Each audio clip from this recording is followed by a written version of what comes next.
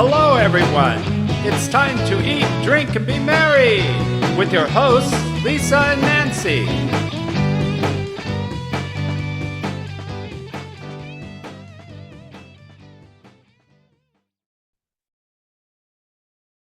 Hey, everybody. Welcome to Big Blend Radio. Every first Saturday, we get to hang out with the diva, Big Blend Radio's food, wine, and shopping diva. And you know her, Linda Kissam. She's a food, wine, travel writer who loves shopping and loves shoes. I might as well get the shoes on board right now because I don't think she's ever been on Big Blend Radio without talking about shoes somewhere. But today she's joining us to talk about Arizona wine. And she went to a very special place called the Wine Collective in Scottsdale. So she's joining us to talk about that. You can go to the website, the-winecollective.com, and also keep up with Linda on her site, allingoodtaste.info. And she's got an article about this wonderful libation destination. Just go to blendradioandtv.com and type in Wine Collective. So welcome back, Diva Linda. How are you? Thank you very much. I am absolutely wonderful. Thank you. So I have to bring the shoes up. How can we not? So do you have wine tasting shoes? Like, can you put like a wine charm on your shoe or something like that? Well, you only have to go once in high heels to understand that that's not appropriate. You're going to be doing a lot of standing. And if you're in a city where they have a section of it that has wine bars or whatever, and you're walking, maybe not so much. So flats are good. Flats with charms, or flats with sparklies or whatever, or tennis shoes or whatever it is that, make your feet feel good, but look awfully good as well. So anyway, no high heels, no, nothing. I would do flats. I would not even do anything with the 1-inch heel. I've tried it. It doesn't work. By after you're tasting a while, you're sort of, your balance isn't as great as it should be. And if you're certainly at a winery out in the middle of nowhere, you'll get dirt over everything and on your shoes. And I have certainly had my heels stick in the dirt in the vineyard. So you learn quickly. None of that, How is it you have wine? Do you have like 2 tips for everything we're talking about? Boating, Alaska, trudging to see bears. I mean, now wine tasting from a bar to a vineyard. I mean, okay, so she is a shoe diva, not just the food, wine, shopping diva. But I think this is exciting about Arizona wine. I know Peggy Fiandaca, you introduced her to our show. We now do our first Wednesday wine time with Peggy. Her and her husband Kurt own LDV Winery in Arizona, and their wine tasting room is in Scottsdale, and then they have their actual winery in the Cochise Stronghold out in southeast Arizona. But Nancy and I've done some wine tasting in that area at the vineyards and in Wilcox, Arizona as well.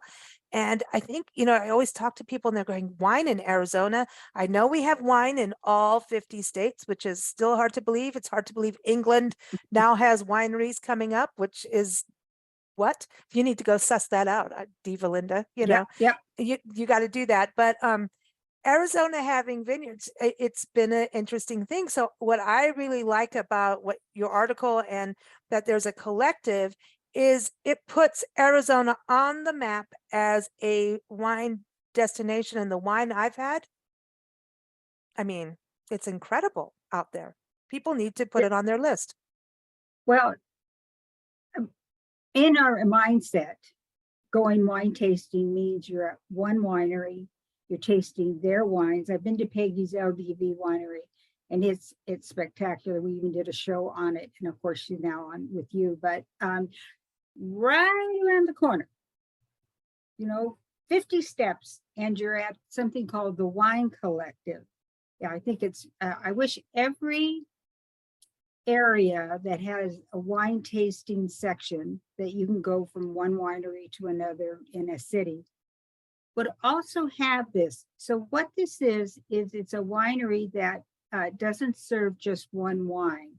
The wine list is curated by the owner, Zoya, and she does it and her tastings are very, very interesting. So you're going to a tasting room in Scottsdale, Arizona, where there are many other tasting rooms around there. So lots of places where you go to taste single wines, single wineries. But in this place, you get to taste wines that are not offered at the other wine tasting rooms. So there will be no duplication. This wine list is curated by the owner, and it's small lot wineries, Oh. sometimes allocated wines. So allocated wines is a term used that says, my winery I'm producing only 1,000 cases a year, and I'm going to allocate to this particular tasting room or this particular restaurant or this particular event. I will allocate 4 cases, and that's all you get. Have a nice day. That's so they can spread it around. And allocated wines are generally more expensive, both on the wholesale and on the retail side. But it's very exciting, very, very exciting to go to the Wine Collective, sit down there. And of course, it's in Arizona, as I said, so most of the time you can be outside, but if you're an inside person, you can, beautiful tasting room. Behind me is their bar, and wonderful tasting staff. And what they do is, so we sat outside. So I went on a press trip with them, and we sat outside, and the owner, Zoya, came and helped us. And she had some of her staff come as well. So we did a tasting that tells, there's a wine tasting menu. I think you can see that in one of the pictures, videos or something. And you can order all reds, all whites, sparkling, or a combination. And then there's one that's, I think it says, let me help you out. It's very interesting. So your wait staff comes up, and no matter how many people at your table, I think we had 6, went around to each person and said, do you like reds? Do you like whites?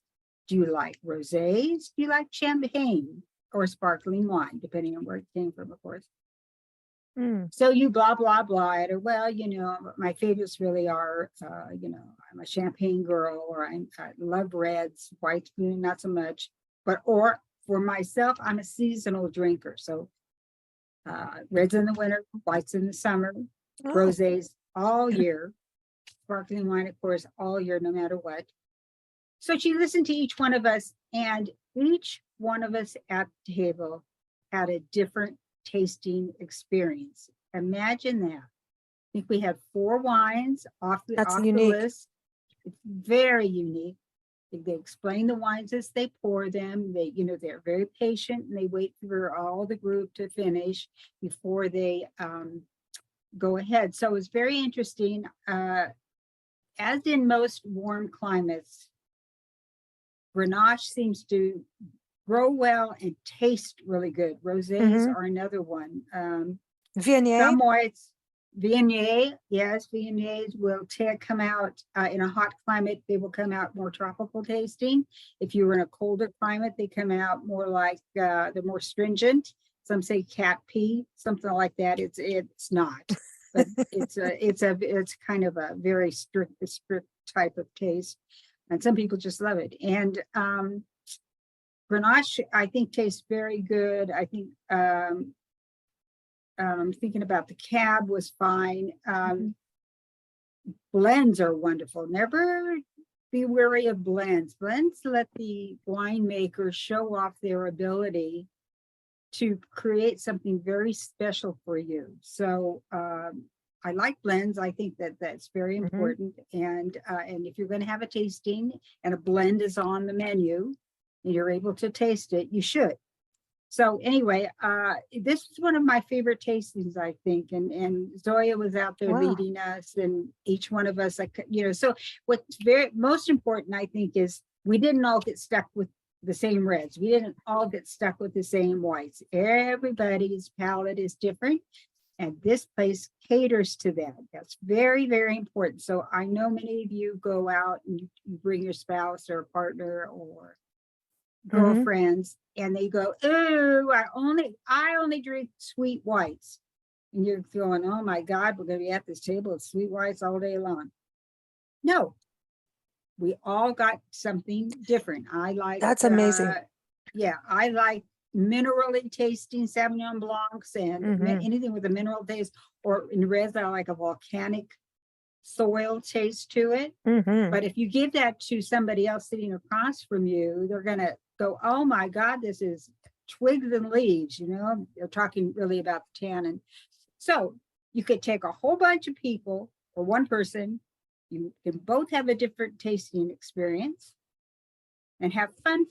It's really quite wonderful. And I love that, because even if you're going with a group of people, you know, so many of us do that. Oh, let's go tasting. And then they go, oh, here it is. And then people are bickering about stuff. And, you know, I think in a way it also encourages you, because somebody else is trying something, to taste something that you wouldn't taste other than it being forced upon you.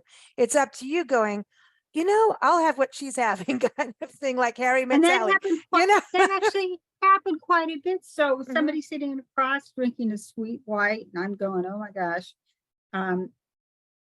They were so enthusiastic about it. You know, I wanted to sip, and then I thought, damn, this is good. This is what we call a patio pounder. So when you sit out, you just pound it out. We're getting into that season, patio pounding We're getting time. into that season. And I think most people know this, but in your wine tasting journey, most people start with sweet white wine. Then they go to sweet red wines. That might be port or something like that. And then their palate, it gets enough of that. And and you say, well, you know, maybe I'd like to try something that's not quite so, that's different, a little bit different. And just like when you were young, and what did you like? What kind of candy did you like when you were young? You like those sweet licorice. I know, I'm weird. Licorice candy bar things there. But as you grow older, especially about the third, well, it's like chocolate. Okay, chocolate's a good example. Licorice, that was just that's a whole different Hershey's experience. was wonderful. Hershey's until was you wonderful. got the dark chocolate was as a kid, there's no sugar. That's Where's right. my sweet? You know, That's it's right. the same thing. Then somebody introduces you to a Swiss chocolate. Ooh. Or any well-made chocolate. And all of a sudden you go, oh, I didn't know what I was missing. But if you're younger or just starting out in your chocolate journey, you would have thought that the Swiss one was, well, what, you know, I don't know that I like that. And it's the same with wine. Generally, you start with sweet. Your journey moves forward. You're less sweet. Finally, where you get to really understand what your palate likes, what you enjoy, and at what time of the year. Once again, and it's okay if you stick with sweet wines for the rest of your life. That's what it needs to be. You know what I mean? I agree. I have a sister who, to this day, she still drinks sweet wine. So when we have a holiday dinner, she's sitting there with her sweet prosecco or something's very sweet. Where the rest of us are kind of, you know, are into cab or whatever. But it's very it's up to you. It's just like art. It's like art. You know what I mean? It's like coffee. Like to me, I don't like a lot of sweet coffee. Like when I was first drinking coffee, I want all the sugar and sweetness. Now I'm like, just give me black. I don't want anything else in it, you know? So. And you should understand that is just fine. And you should also understand that somebody gives you a wine and you go, well, you know, I didn't like it, but the other three people at the table are going, oh, you know, that's wonderful. That's just fine. Let me tell you a story. So I used to run a wine district in California. I was the executive director. And I didn't know much about wine at all, but I was hired to organize them and get their classes and all the other stuff. And we were doing an event. And we had to do tasting notes. So I think I had 10 winemakers and myself sitting, I'm taking notes, sitting around a table. And for heaven's sakes, tasting the same wine, one would go, oh, this has got too much of a fig taste to it. Another one would go, I don't taste fig, you know, I taste cherries. Another one go, well, I get your cherries, I get your fig too. You know, so each one, these are professional winemakers, and they all had a different take on a wine. And let me tell you, it's very difficult to get tasting notes on that. It was kind of like vote all in favor of saying there's some cherry in it, you know, quorum. All I have to do is get a majority, all in favor of saying, it has a earthy notes to it. Raise your hand. So I'm just telling you that whatever you taste and whatever you like, up to you. Have a nice day. And palates are very different around the United States. And around the world. And also, when you think about art, the arts, everybody likes music in a different way. Like I cannot get a jazz lover to probably like heavy metal. Maybe I could, depending on the heavy metal artist. But it's, and other people will see, we just did an interview with artist Victoria Chick. You may have been on a show with her before. And it was about the Arnolfini wedding portrait. This is a painting that was done in the 1400s. And it was done by a Flemish painter, Jack van Eyck, I think his name is. And no matter what, no art historian can come up with exactly what is going on in regards to the symbolism. Is she pregnant? Is she not? Is this about fertility? Is this really a wedding? Oh, no, he had another wife in the background. Like this scandalous painting, which looks so innocent. And then you look at all the religious icons. Oh, it's this. Oh, it's that. It was spring. No, I'm going, no, it's fall. Look at these colors over here. It's this big thing. And by the time we were done with the interview, we're all looking at the painting. She had written this article and then she gets off and she goes, oh my gosh, I didn't see. Nancy saw something. I saw something and she didn't see it. And she's, the art person, the art historian.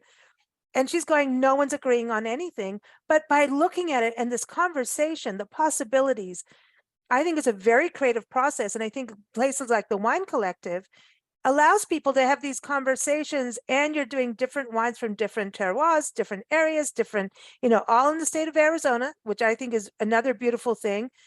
So it's a creative process and it's exciting. It gives you something to talk about other than politics, for God's sakes. God. Let's have wine. I know. And a really good thing about the Wine Collective is they have an event that you can buy a ticket to, and you'd be part of what they call learning about wines through your senses. And so so if you take a professional tasting class, 101 says, go out to the markets, get all the scents in your head that you possibly could have, and then come back and we'll taste wine, and you'll be able to tell us more about the notes. Do you get green pepper? Do you get fig? Do you get whatever? So this is a class that you can take where you learn what do you mean when you say something's earthy?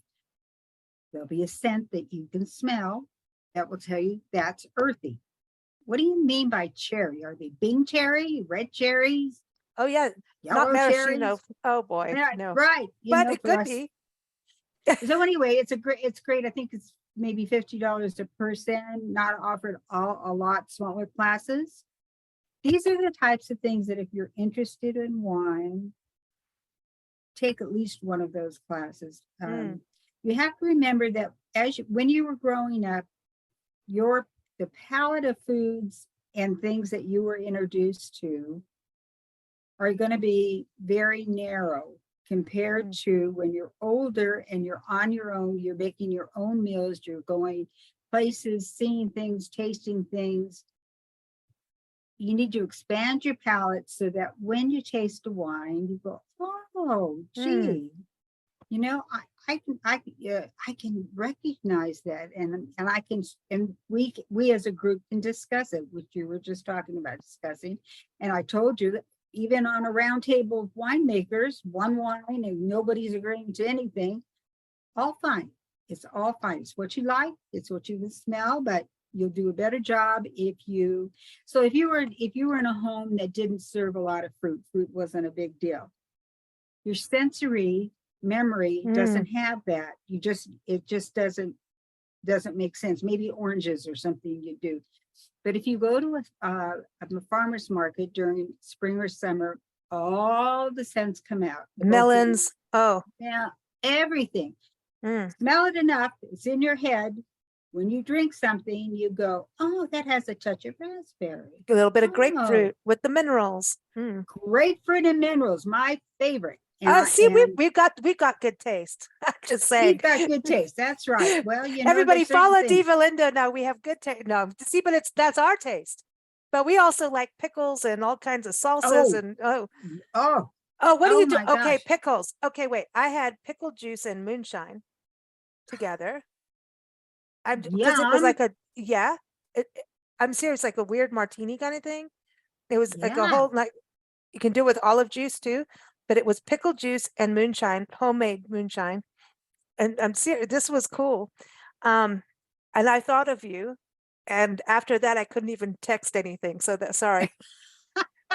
I was happy. But this is the thing. We've got this taste, you and I think maybe because our birthday, maybe it's got our astrology sign. Who knows? Could be. Maybe someone needs to do wine by your zodiac sign. Oh, wouldn't that be fun? Oh my. Oh. Ooh, I like right this. Now I'm trying to figure out about underwater wines. I looked that up after. Listen, everyone, you Yes. got to go back because we just did the interview with the president of Princess Cruises, talking about underwater wine and this amazing 360 experience that you had with Princess Cruises. So, and that's up, everyone, on blendradioandtv.com. But we had a whole evening with about 4 of us Googling underwater wine, and it's all your fault. And now we're like, well, what do you mean we can't have it? I said, well, we have to all go on the Princess Cruises to have it. Well, you can have it. It's so exceptional. And I don't know, I'm going on the Princess Cruise again in October. Diva. And I'm hoping, fingers crossed, using maybe John the President's name, saying, do you have an extra bottle of that underwater do a podcast wine from the cruise with the wine. Oh, that'd be fun. Wouldn't that be fun? Oh, John would love that. Yeah. Oh, I think you've got to do that. You got to do that. Okay, I like this. But this is the thing. I think what you've really brought out in this conversation is this excitement and joy that you can bring into it. I think it would be a really good date night for a couple to go, especially the beginning. And this is why I say this. When you first start dating, everyone starts doing this. Oh, I love this musician. And maybe you don't, and you just go along with, oh yeah, I love that. And you're full of it, right? And I understand, but really just be who you are. And I think doing this kind of thing will knock that away, where you can actually start to have a conversation about what you like. And it is okay to like different music. It's okay to have a different kind of car style. It's okay to like different political parties. It's okay. Well, maybe, I don't know, but it is okay to be different, right? And have these opposites attract. And I just say, for a date night, I think this would be a really cool thing to do. And a gift, even the event you're talking about would be a great gift, a great date night where you're not sitting and for couples that are inundated with their kids and all these things you have to do. You don't want to sit there and say, well, Johnny went poo-poo, did you see, all of that. You need something to jolt you out of daily life. And this is something that can bring you back to your senses of who you are. You know what I mean? Just getting on a deeper level of that. I agree 100%. I love the date night thing. It would be good it would be very good if you have out of town friends. Oh yeah. You want to take them somewhere special and they've heard about or would like to know more about Arizona wines. Here's the place, one-stop shopping, and somebody has curated this wine list. That's really important. And it changes. Remember, I talked about allocated wines. You only get so many. Well, when they're gone. And maybe they were a hit, maybe they weren't. So we get a different one on the wine list. I mean, it's just spectacular. And then you know where to go from there too. Like if you just arrived in Scottsdale or Phoenix, go to the Collective, you taste wines, you get a feel for, hey, well, we're going to do a wine tasting adventure. Maybe you're renting a limo through, south or the central part of the state. Then you at least know where you're going. So you can go on a tour that takes in everyone's, taste. I think that is a really good way to do it. And to see the wine country, but go to the ones that you want to go to. I want to touch on this because I know you live in Arizona now, right? Are you a Southern California girl in Arizona, part-time in Arizona? But going to Scottsdale, because this is something I always think is neat, is it's an art town. So it's like Arizona's Santa Fe in a way, right? But adding the wine part to it kind of completes the package. It does, and there's, of course, lots of art in public places. There's Oh, you know, we like guides that. to, I really believe in that. I really do. So that maybe you don't, maybe you feel uncomfortable going into an art gallery. Everything's going to be $900 or whatever. But here's this beautiful art, interesting, different. It's in the shopping district, which makes it really good, really super. And there's a guide there, and there's also tours. I love tours. I love foodie tours. You should take them. They're wonderful. They always generally include a winery. And, don't be afraid to do that. My husband and I now, whenever we travel, try to do a culinary tour. Somebody taking us to the spots that they like that maybe we wouldn't have known about, and then we can go back later. Wineries too. Wine tours are fun. I don't particularly like the ones where you're on a bus of 50 people or 20 people. Maybe get it down a bit, but somebody's pointing out the things that maybe you wouldn't see. So anyway, Scottsdale is a fabulous place. I love it. I love going there. We found a Mexican restaurant that we love there. So yeah, very Southern And listen, the California. right wine goes with Mexican food too. Seriously. Oh, I love their sangria. I love their. Oh, that's a good thing to point out. Yeah. I love sangria, and it is difficult to make a really good one in a restaurant. Just depends on who's back there, mixing it up. But I like it, and I can, say do it. And listen, that's the thing too. I also learned from, our chats with Peggy. He's like, when you're cooking with wine, don't do like the discount wine. Like it still affects what you're cooking. If you're making a sangria or a mimosa, you still want what you enjoy. If you bought some wine and you think it sucks, don't cook with it. Don't use it in the sangria, maybe, because you'll still have that flavor come through. You know what I mean? And it's not just the discount stuff, because some discount stuff actually is really good. There's a store in the back east where we are, where you go in, you have no idea about the wine, and you kind of go by the girly label. You know what I mean? I'm like, oh, it's got a dog on it. I'm getting it's got a horse, and it's from around the world. I see New Zealand, South Africa. I'm like, can't go wrong doing it. I can't believe sometimes it's like $4 or $5, $10, 12, 20. And it turns out to be some of the best wine I've had. So it's really kind of it's interesting to me. I just feel like we should let go of, like, we know what we want, like what we enjoy, but don't get too boxed into that. You know what I mean? If you really don't like sweet wine, unless it's at the end of like a dessert wine, okay. But I mean, just kind of go out of the box sometimes and try different things. That's what I like about these collectives and wine bars. Here's a fun tip. Trader Joe's. It is wonderful if you have the time to go to Trader Joe's. And I think Trader Joe's is in many markets, not all states, whatever. And if the wine manager is there, you can ask them about wines, and they will spend time showing you, you say, well, I like, Argentina wines, or I like Italian wines. And then they'll ask you a couple questions, and pretty soon you're in that section trying something that they're recommending, and it generally is very good and very inexpensive. And why are these wines inexpensive, especially the international wines? Because most of those countries give subsidies to the wineries when they export their wines. So I think that's good. Yeah, so they can offer a much lower price because their government is helping them promote their wines. But we pretty much don't do that in the US, even on exports.